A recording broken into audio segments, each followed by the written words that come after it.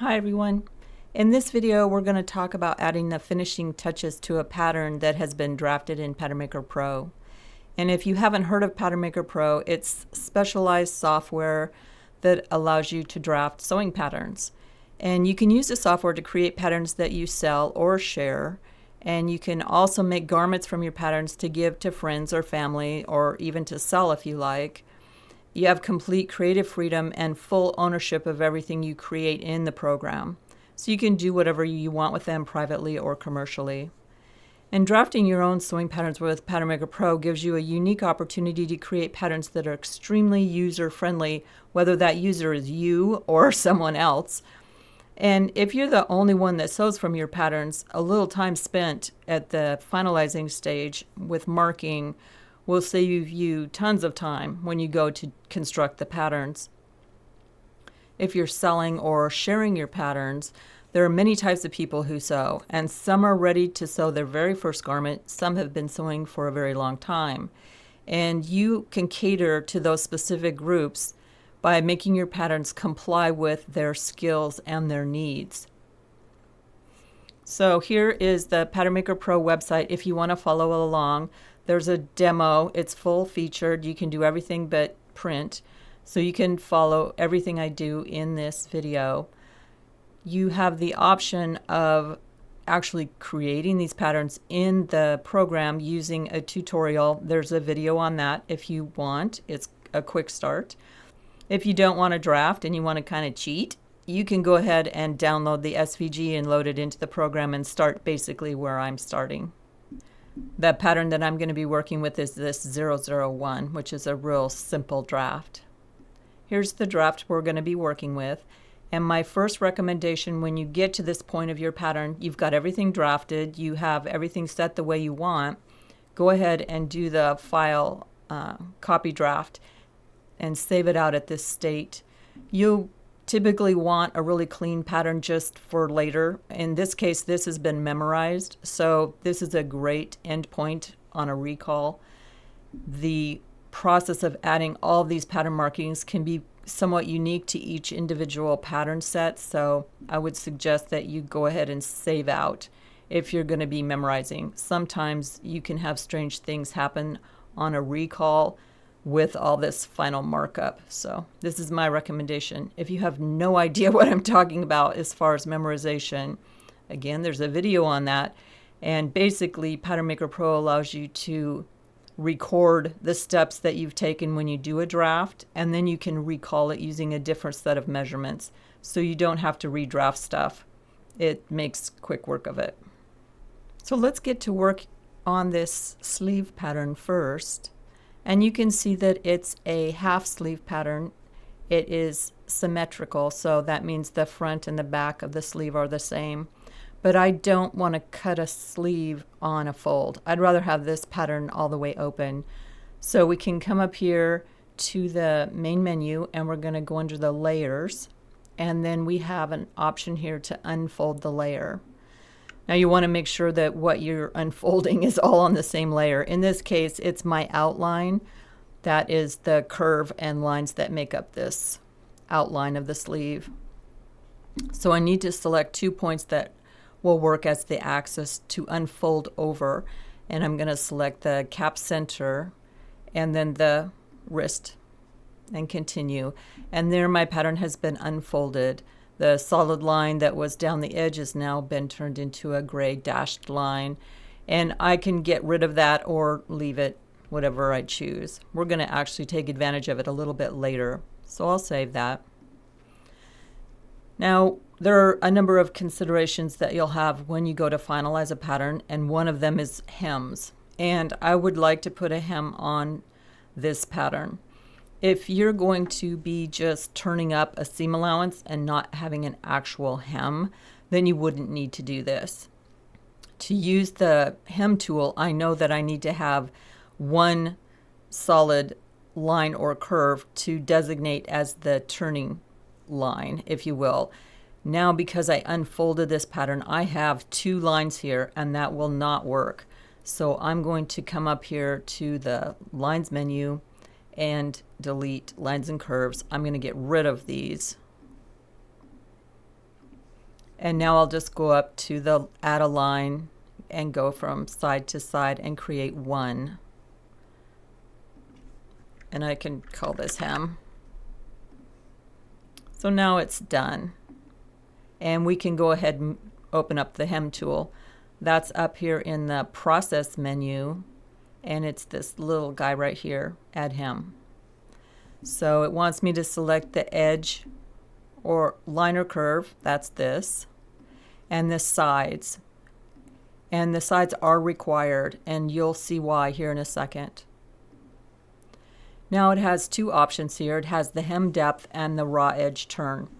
So the hem depth is how much of this I want to turn up, and then the raw edge turn is basically like the seam allowance on the edge.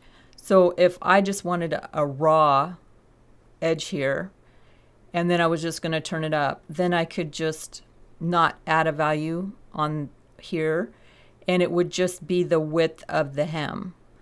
But in my case, I want a little extra, so I can turn it over and then fold it up. So I'm going to put an inch on the hem, which is about 25 millimeters, and then I want to do a 1/4 inch to turn over first. So that's 0.25 inches, which is about 6.35 millimeters. And continue. So the hem is complete. You can see I have a dashed red turn line here. And you can't see that initial turn raw edge on the raw edge because it's a seam allowance value, and you will see that later when we put the seam allowance on the pattern. It'll do it automatically. So that's complete. Now typically when you're working through these finalization processes, you'll want to make sure you're on the correct layer for the final markings, because those will be on your output. And then all this draft geometry you would want on a different layer. I'm not going to do a bunch of switching here because it's annoying to watch, but just be aware of it, that you'll want to segregate what stays for final printing and what gets hidden as draft geometry, if you will. But one interesting item when you're working with sleeves and armholes is that you need to know what the difference is between the two in measurements. And that difference is called the ease, the sleeve ease. Typically, your sleeve will be the same or slightly larger than your armhole, and then you will just use gathers or just ease it in as you're sewing. That's such an important distinction that I actually created a tool so you can figure it out really quickly. So we'll go back up here to the final menu, and it's this item right here, which is Mark Sleeve Ease. So I'm going to zoom up just a little bit here and select the tool. So it says to select one or more lines that make up the front armhole. This pattern, the front and the back armhole are the same curve, so you can see the real distinction here is in the neckline. So my front armhole is this curve right here. And now it says to select the back armhole. In this case, it's the same curve. And now we're supposed to select one or more lines or curves that make up the sleeve cap. And if this was still half a pattern, I could select this and then select the box half of sleeve cap selected, multiply by 2. In this case, I have the full one, so I'll select both sides, and then I can ignore that. And here are my final measurements. My front armhole is 10.3 inches. My back is the same. My sleeve cap is 18.69 inches, and this is very bad. You don't want this. This is negative ease. That means that my sleeve cap is actually smaller than my armholes. And when this first happened after the draft, I thought I had made a mistake. And I went back to the drafting instructions, the book that I got them from, and I used her measurements that she was using in the book. And this wasn't the case. So this is another reason why you need to be critical of these types of measurements, because it varies. When you are using real people, this can happen. And this is one of my biggest pet peeves with drafting books. So many of them, particularly, I have one in mind in particular, is used in a lot of colleges. It's on like its 5th or 6th edition. I don't know. I've used this book for a number of years. It's got great content, but she is using standardized sizing tables. And lo and behold, everything in the book drafts really great when you use those standard sizes. You start using real people and things go haywire in a hot minute. So know that this is a possibility.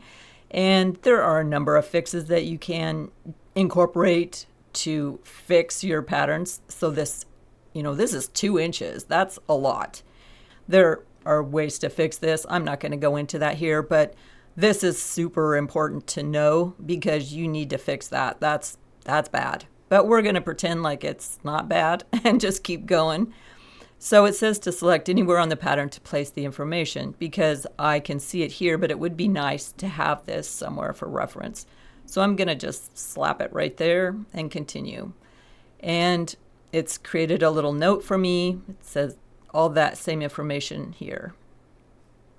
Now, it's important to understand that if you're working in some other unit, this will all be in your unit. If you're doing centimeters or millimeters, these values will be shown in something you're more comfortable with. I'm using inches simply because I think my audience is a lot US based, and I will try to convince you US people to switch to metric. It is so much easier. I use metric when I'm doing my own work, but I'm catering, so we'll continue on in inches. So the next thing we need to do is throw some notches on our pattern so that when this sleeve is sewn to the armhole, it matches up the way that it should. So the first thing I want to do here is these labels are kind of annoying during this process. So I'm going to come up to the utilities and I'm going to toggle those off. It's just easier to select stuff.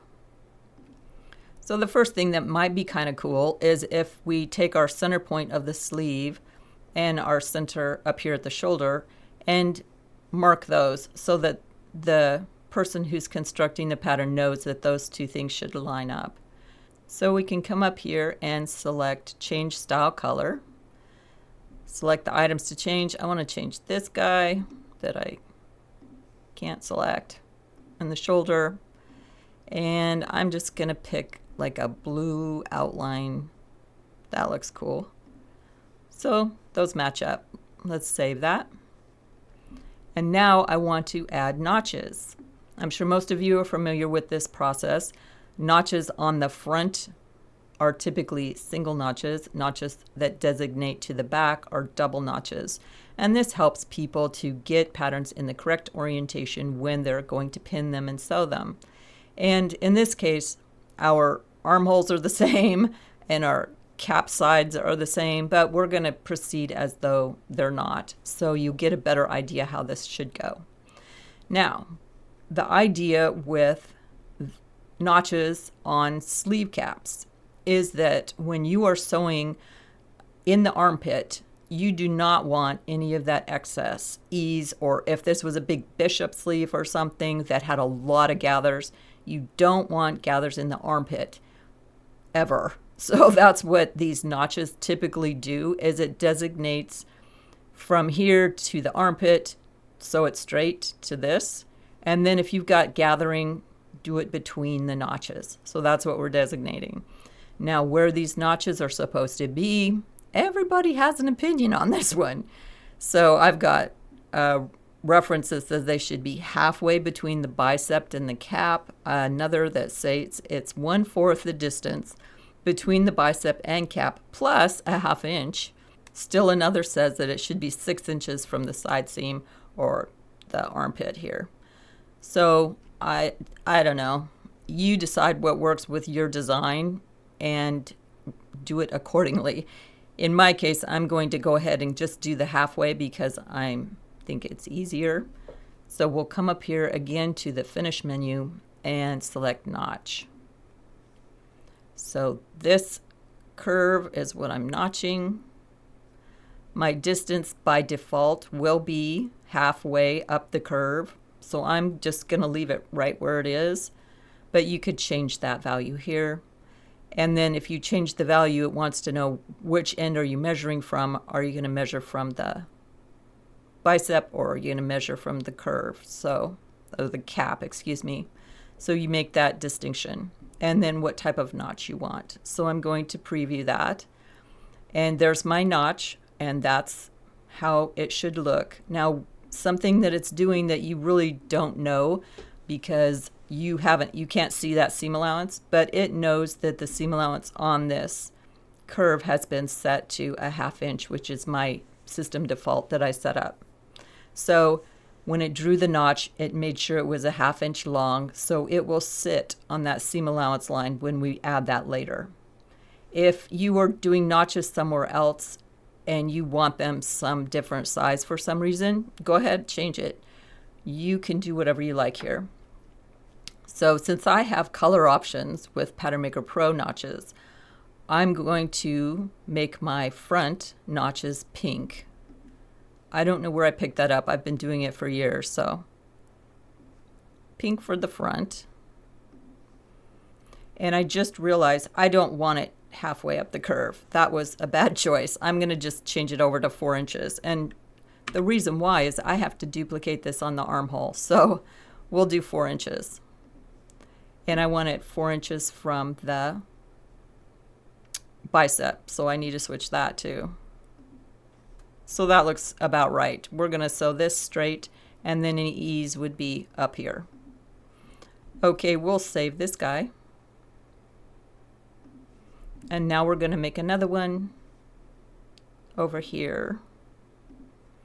4 inches from the bicep. It's a double notch. Let's take a look at that. It's on the wrong side. There. And I do these in purple.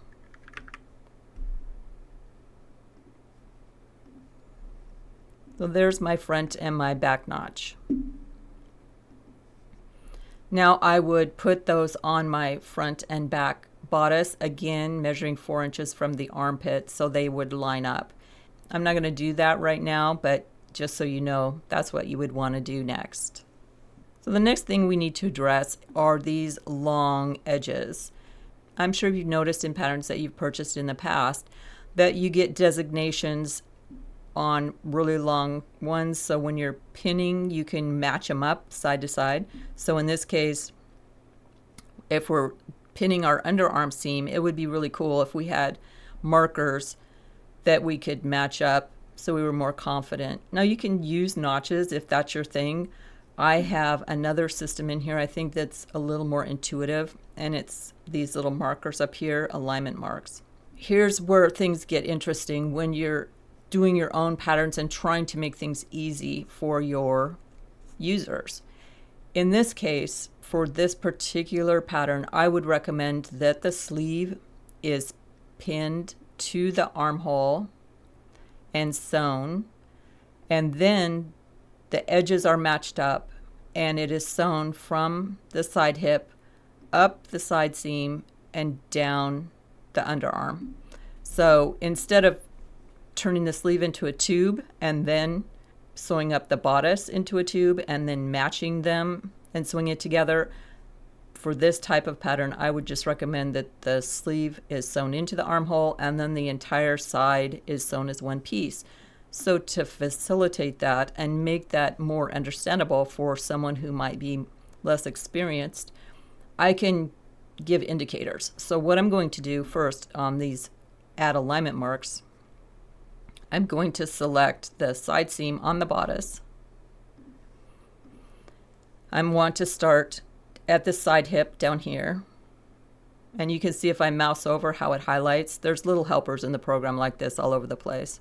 So side hip, I think 5 inches is good. And I can preview that. And so here are my markers. And I have more options. Of course I do. I like numbers, so I'm going to start with the number 1 and preview that. So now I have 1, 2, and 3, and I don't like black, so I'm going to go with a dark blue. So now I have 1, 2, and 3, which gives the person who's sewing this an idea of the order, if you will. So I'm suggesting start at the bottom and sew up. So I'm going to save that. And now I'm going to move over to my sleeve. I want to start at the bicep in this case. I'm going to use the 5 inches again, and this time I'm going to start with number 4. And I want the same color. So now 4, 5, and 6. This makes it pretty clear to somebody that, oh wow, there's an order going on here, and that's true, that's how it's going to work. It would be nice, we need this on the other side as well, so I'm going to save this, come back up, starting at the bicep, 5 inches, starting with 4 in dark blue. Preview. So those now match up side to side. When the person is cutting out the pattern, they would go ahead and put little snips at these marks. And then when you folded the sleeve over, those two would match up. And then of course the bodice matches up to itself.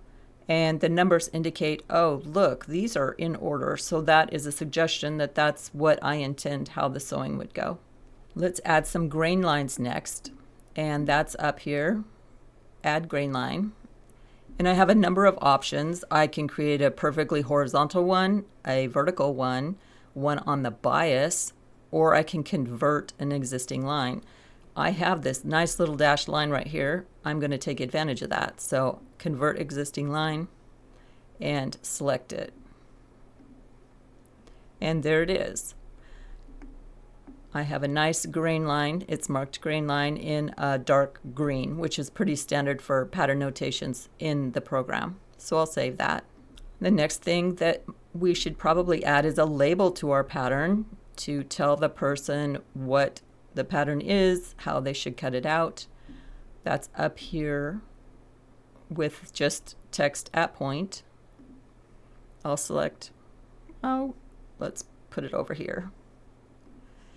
And now I need to say how wide I want this text to be. You can enter different values to change the formatting. I'm just going to put 4 inches. I think that's a good starting place. It's about 100 millimeters. And then for the text, what do I want to say? Well, this is a sleeve pattern. If you want to create a hardline return, which is like if you hit enter on your keyboard, you need to put a symbol of a /n. So I'm going to put that here, and you'll see that how that looks in a sec here. And then what do I want to do? This is Susan. That's always a good idea to put in whose measurements were used when the pattern was drafted. It was drafted on October 1st. And for cutting instructions, I want to put cut 1, flip, cut 1. Now this is a symmetrical pattern. It wouldn't be necessary to flip it, but I think that that's helpful for people to understand that typically you want to reverse. It's just a good habit to get into because you never know if a curve is different front to back. So I'm just going on the safe side. Now the other thing I think would be really important to add to this is the ease that was added during the draft. If you recall the memorization, typically when I do block patterns, I don't have any ease in them. And those are the slopers that you might fit for to confirm that the measurements are correct for an individual. But when you're doing patterns to sew that have design ease or wearing ease or a lot of changes, a lot of design changes, it's not a bad idea to make those notations because how would you know the difference? If you printed this pattern and one had ease and one didn't, you wouldn't really know by looking at it. So this is a good place to put that information. So in this case, I would want to put in if I had bicep ease or wrist ease. This I don't think has any ease. I think this is just my straight sloper. So I'm going to say bicep ease. How about no bicep ease and no wrist ease. Preview that. This is how it looks.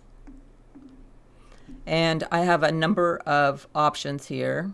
I can rotate it if I want. And this is if you're adding text on a curve or something and you want it to line up a little nicer.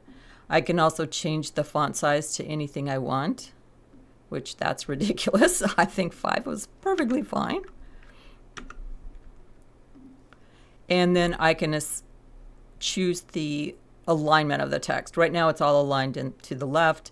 I can choose to align it in the center, and I can choose for the right. So you need to decide based on where you're placing this text, which is what is most readable for your user. And of course I can change the color. So we can change it to something else. That's a little bit lighter than you would typically want for that information. Let's go with dark green. So there's my pattern label, if you will. So I think we'll go ahead and add a seam allowance to this sleeve. It's pretty marked up the way I like it. Seam allowances are something that you should designate when you first start a draft.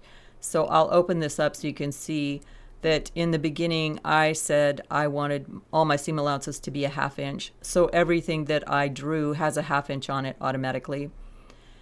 The general value is what is applied. It doesn't know a neckline from an armhole. This is just for your own information. If you start a design and you decide I want my necklines and armholes to be 1/4 inch, you just put that value in here, and then when you go in you can change to what you've designated very quickly, and you don't have to remember. That's kind of the key thing here. So let me show you. If I decided, oh, I want this curve set to something different, I can select it. And now you can see that those defaults come up. So if I had set these to 0.25, I could just quickly pick it. So that's all that does. Just understand that your general default is what will be applied to everything that you draw. So I have a 1/2 inch on everything. And in order to apply a seam allowance, you have to be able to select the complete solid outline with no gaps. And I will make a mistake so you can see what happens. So select lines and curves, creating a closed shape. I'll select everything around here. I'm going to skip this little line here and just do this one and continue. And you can see it's found it and said, uh-oh, there's a problem. You've got these 2 blue lines, and it actually shows you the endpoints where the gap is so that you could make that correction. And I can go ahead and just reset, and now I have the opportunity to go ahead and select the correct outline. I'll pick those items again without skipping anything. I don't have to pick an order. I can pick any order I want. And now you can see that I didn't skip anything. Now, sometimes when you make a selection, you will think, it's closed, I can see this. But if you have created a point right on top of another one and used it for one line and the other point for another line, it may appear that it's closed, but this will always catch it if it's not. So always trust what it tells you and go back and make any fixes that you need to. So I'll continue. And there's my seam allowance automatically added.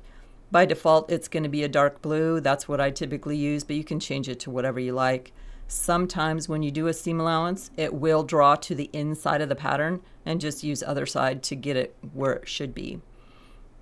I'm going to save that, and you can see that our notches are perfectly aligned seam allowance to sew line. And then down here, we changed our turn, our raw edge turn, to 1/4 inch. So even though the seam allowance is a 1/2 inch everywhere else, it's set to a 1/4 inch down here. If we had left it to raw edge 0, there would be no seam allowance. The blue line would be sitting right on the sew line. Let me show you a couple things over here on the bodice just to show you how the tools work.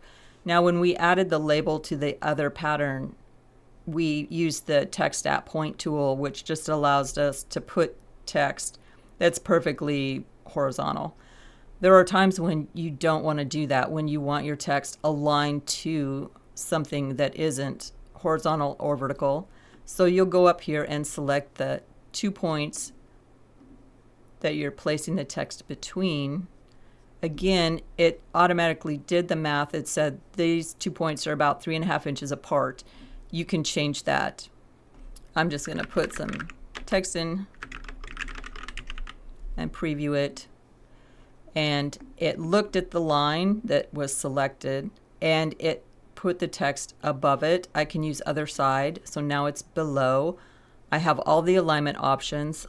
I have color options and font size. And it also will respect the hard return. So there's more text. So that's how the text between points works. And if you find that your text is too wide because there are curves or something, just change the width and it'll get a little bit narrower and fit in there. So I'm not going to save that. The next thing I'd like to show you is if you're instructing someone to cut on a fold. And that is up here, add cut on fold. And we've got our bodice front and back here, and I think those could be cut on the fold. It's just a t-shirt. So select the line, and there is the symbol, and it's on the wrong side. So it just creates the line with the arrows and says place on fold. We will keep that one. So that gives you a general idea of some of the items that are available for finalizing your patterns. I wanted to give you an idea of how far you could take this. I don't think I've ever seen a pattern that's done like this before, but when I was first starting, if I had seen something like this, I would have been very grateful because I didn't really understand things very well. So what I've done here is added not only a bunch of color coding. You can see that these notches are here. Again, I've got my front and my back on top of each other. That's why it looks like that. Let's look at the items that I added. We'll go through one at a time. And this is giving the person instructions on not only how to cut it out, but how to sew it. I used these add direction marks here. And I've indicated for step 1 is stay stitching to sew from the neck edge to the center following the arrows. It's an 1/8 inch or 3 millimeters outside the sewing line, which is always the black line, towards the seam allowance, on the front neckline on both sides, and then repeat for the back neckline. So I'm telling them I want some stay stitching that goes like this, and then you're going to do it on the other side over here so they meet in the center. And do it again for the back. Now this is a t-shirt and you would not put stay stitching on a t-shirt typically, but I just wanted to illustrate what you could do here. So step 2, the shoulder seam. Ignore the cut edges of the pattern and align the pattern pieces using the dashed blue sewing line. Pin and sew, repeat for the other side. If you cut this out and then you use those cut lines, which here is the blue, the seam allowance, and you try to align it, weird stuff happens and you get weird overlaps. Now this is super confusing to people who are new to sewing. So this really illustrates exactly what it would look like. So they would think, well, am I supposed to scooch this over so that this point aligns with this? Some people would do that, and then they would have a really bad looking neckline here. So you're telling them very specifically, ignore all of that, transfer this blue line, the dashed line, and then when you go to align it, align that.